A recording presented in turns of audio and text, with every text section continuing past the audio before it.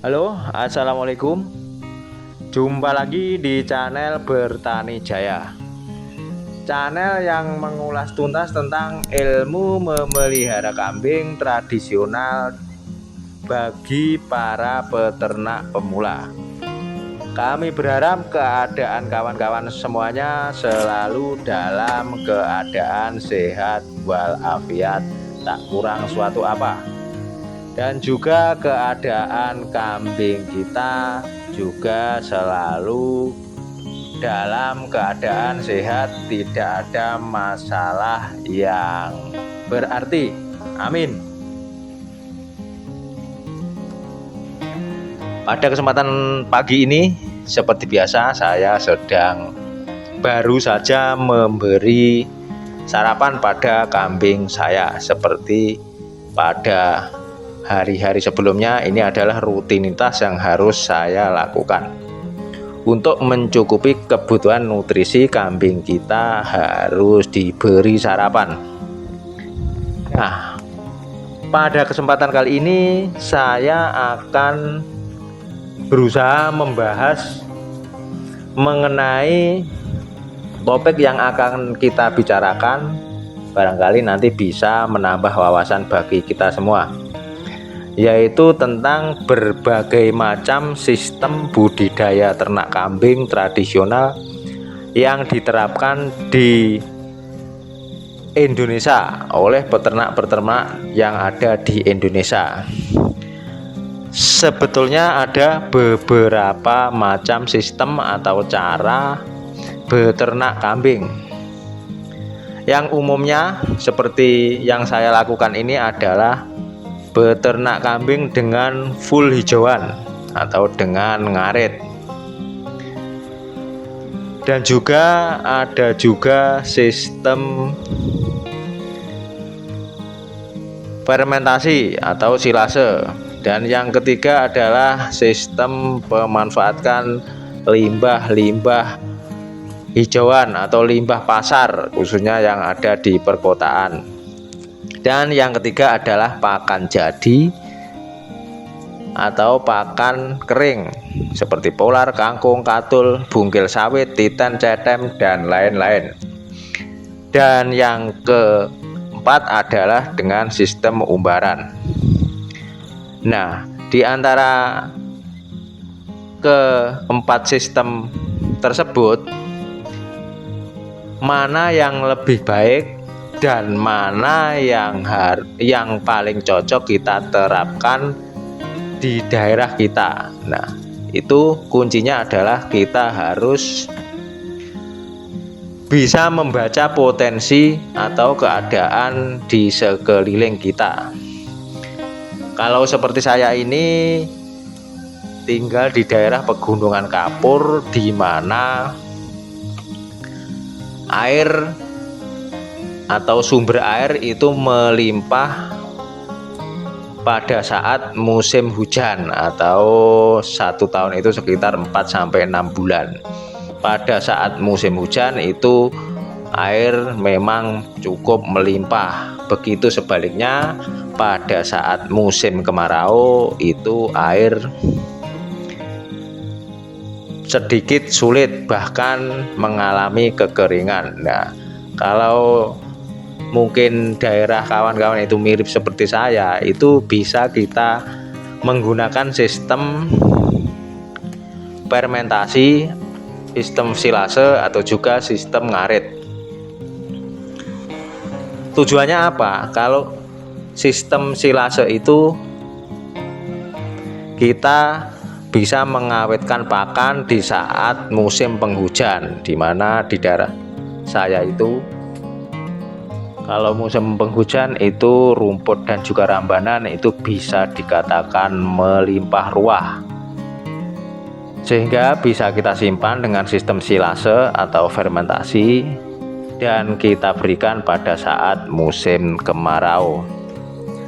Lain lagi dengan kawan-kawan kalau berdomisili di pinggiran kota atau di kampung yang penduduknya itu bisa dikatakan padat penduduk, jauh dari hutan dan juga jauh dari bank pakan, jauh dari perkebunan. Nah, itu kita bisa menggunakan sistem yang kedua, yaitu pemanfaatan limbah pasar atau limbah sayur-sayuran pasar. Itu pasti ada yang terbuang. Nah, kita bisa bernegosiasi istilahnya dengan pedagangnya, daripada itu dijual atau kita beli atau kita minta. Itu biasanya kalau pedagang itu daripada membuang sampah, itu kita minta, itu biasanya boleh, tidak ada masalah, karena mereka juga kadang-kadang bingung itu membuang sampahnya itu di mana. Nah, kita bisa memanfaatkannya dengan digunakan untuk memberi makanan pada kambing kita, seperti limbah sayur sawi, sayur kol, atau limbah tempe. Nah, itu bisa kita manfaatkan dengan cara dikeringkan dulu atau juga difermentasi dulu.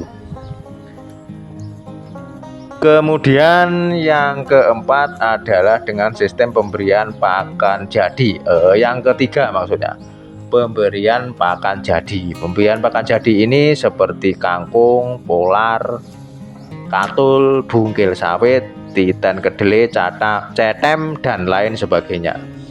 Nah, pemberian pakan jadi ini biasanya diterapkan oleh peternak yang istilahnya itu cuma buat sampingan atau disambi kerja yang lain. Contohnya seperti kerja pabrik, kerja kantor, pegawai negeri, dan juga yang lainnya, di mana pekerjaan-pekerjaan tersebut menyita waktu kita untuk mengarit. Jadi istilahnya itu tidak ada waktu untuk ngarit. Misalnya kita kayak bekerja masuk kantor pukul 7 sampai pukul 4 sore. Nah, kita kan tidak ada waktu ngarit. Jadi masih bisa beternak kambing dengan cara sistem pakan jadi. Pakan jadi tersebut harganya juga cukup fluktuatif. Ada yang mahal, ada yang murah, dan juga tersedia lengkap di toko-toko pakan yang ada di sekitar kita. Nah, kita bisa memilihnya. Biasanya itu memilih harga yang paling murah, karena harga juga tidak tentu, kadang naik dan juga kadang turun. Tinggal pandai-pandai kita memanfaatkannya. Kemudian yang keempat adalah sistem umbaran. Nah, ini adalah sebenarnya itu sistem yang paling mudah, paling simpel, tidak perlu biaya banyak. Tinggal kita membeli kambingnya atau ternaknya saja. Tapi sistem umbaran ini yang masih bisa diterapkan adalah di daerah luar Jawa. Di daerah Sulawesi, Kalimantan, atau Sumatera itu biasanya masih menggunakan sistem ini. Sistem ini sangat mudah sekali, asalkan kita punya lahan yang luas, karena tidak butuh kandang, tidak butuh pakan, karena pakannya sudah tersedia secara alami. Tinggal kita memindah-mindah pagarnya, atau pagarnya itu biasanya kalau di daerah luar Jawa itu sistem kawat yang diberi aliran listrik. Nah, ini tidak perlu mengawinkan kambing, dia akan kawin secara sendirinya. Dan juga kita tidak cuma menjaga kambing kita agar tidak lepas dari koloninya. Sistem ini masih digunakan terutama di daerah Sulawesi. Itu saya ada saudara di Sulawesi itu masih menggunakan sistem ini. Kadang-kadang juga tidak dijaga sama sekali, dilepas di hutan begitu saja. Nanti tahun depan itu kalau kambing kita misalkan jumlahnya 10 ekor, itu tahun depan bisa 2 kali lipat. Jadi sistem ini adalah sistem yang sangat sederhana, tidak makan biaya, tetapi juga penerapannya di luar Jawa. Kalau di Jawa itu sudah tidak mungkin atau tidak bisa. Nah, demikian tadi di antara berbagai macam sistem budidaya ternak, ada full hijauan, fermentasi atau silase, limbah pasar, pakan jadi, dan juga sistem umbaran. Kawan-kawan semuanya bisa memilih dari sistem tersebut dengan cara menyesuaikan atau memanfaatkan potensi yang ada di sekitar kita. Jadi kita harus pandai-pandai memilih sistem dari peternakan kambing, karena situasi dari lingkungan kita juga berbeda-beda.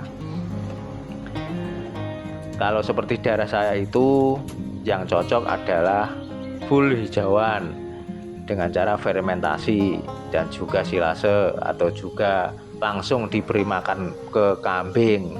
Yang pada saat musim hujan seperti sekarang ini itu tidak usah disilase karena rumputnya itu melimpah ruah.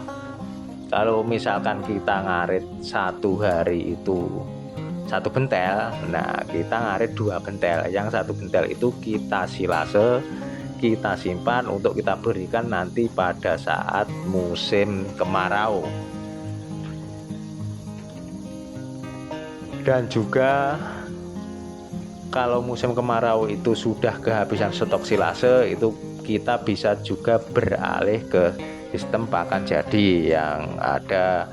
Kita tinggal membeli dan memilih harga yang paling murah di toko-toko pakan terdekat.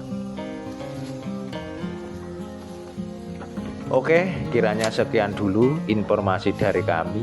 Semoga bermanfaat. Semoga bisa menambah wawasan kita semua, para peternak pemula.